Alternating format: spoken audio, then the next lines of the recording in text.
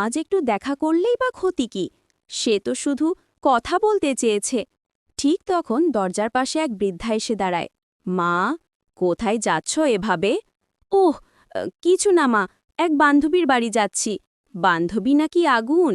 মনে রাখো, পরকীয়া আগুনের মতো, যাকে ছোঁও সেই পুড়ে যায়।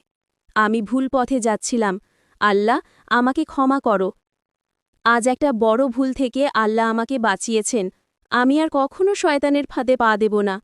আল্লাহ, আমাদের ক্ষমা করুন। আমিন। রাতে স্বামী ফিরে আসে। আজ একটা বড় ভুল থেকে আল্লাহ আমাকে বাঁচিয়েছেন।